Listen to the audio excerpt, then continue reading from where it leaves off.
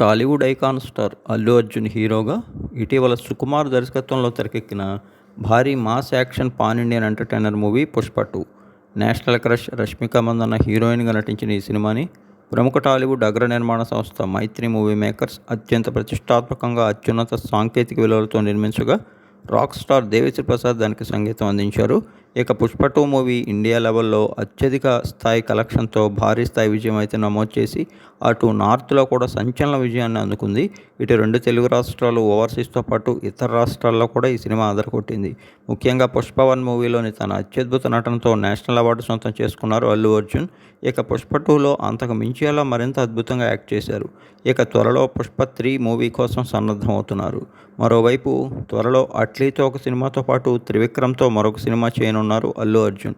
ఈ రెండు సినిమాల అనంతరం పక్కాగా 'పుష్ప 3' మూవీ ఉంటుందని ఇటీవల మైత్రి మూవీ మేకర్స్ నిర్మాతల్లో ఒకరైన రవిశంకర్ మాట్లాడుతూ తెలిపారు.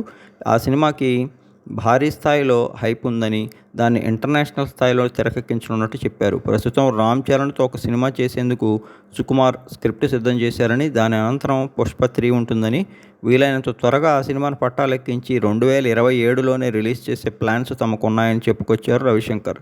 ఓవరాల్గా 'పుష్ప 3' మూవీ ఇప్పటి నుంచే ఈ స్థాయిలో బజ్ సంపాదించుకుంటే రేపు పట్టాలెక్కి ఆ పైన ప్రీ రిలీజ్ బిజినెస్ అనంతరం ఒక్కసారిగా ఈ సినిమా ప్రపంచవ్యాప్తంగా ఆడియన్స్ అందరినీ తన వైపుకు తిప్పుకునేటువంటి అవకాశం అయితే ఉంది.